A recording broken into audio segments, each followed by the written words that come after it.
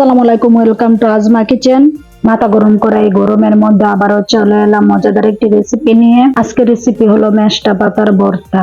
মেষ্টা গাছ আমরা কম বেশি সবাই চিনে থাকি, আর এই গাছ একবার রোপণ করলে তাদের 7 জন্ম পর্যন্ত ফল দেয়, শুধুমাত্র যত্ন নিলেই হয়। আর এই পাতা হলো মেষ্টা পাতা। আজকে এই পাতা দিয়ে আপনাদেরকে ভর্তা বানিয়ে দেখাবো। প্রথমে আমরা ভর্তার জন্য নিয়ে নিব 5টি শুকনো মরিচ। এখানে আমি নিয়েছি 1 পিসের মতো তেলাপিয়া মাছ, আপনারা চাইলে অন্য যে কোনো মাছই নিতে পারেন। এখন আমরা এগুলোকে ভেজে নিব। এখন একটি প্যানের মধ্যে দিয়ে দেব 8 থেকে 10 স্পুনের মতো সাদা তেল। এই মাছের পিসের মধ্যে আগে থেকে লবণ মেখে রেখেছিলাম। এখন মাছের পিসকে ভালো করে ভেজে নিব।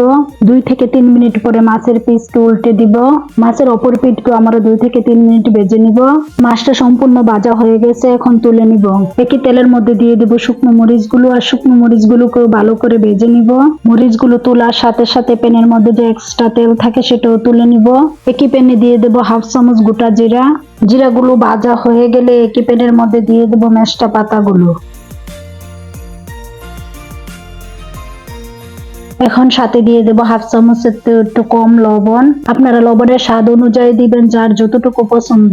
এখন আমরা পাতাগুলোকে উল্টে দিব পাতার ওপর পিঠটা ভাজার জন্য। এইভাবে আমরা পাতাগুলোকে ভেজে নিব। পাতাগুলো ভাজা হয়ে গেলে একদম অল্প হয়ে যাবে। পাতার মধ্যে যে এক্সট্রা পানি উঠেছে সেটা আমরা ভেজে শুকিয়ে নিব।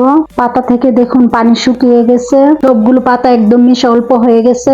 আমাদের সম্পূর্ণ ভাজা হয়ে গেছে। এখন আমরা পাতাগুলো তুলে নিব। এখন আমরা শিলপাটাতে বেটে ভর্তা বানিয়ে নিব।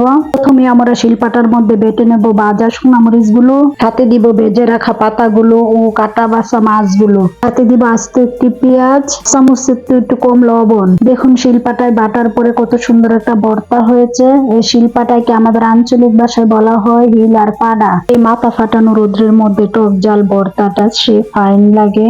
সবাই অনেক বেশি ভালো থাকবেন। আল্লাহ হাফেজ।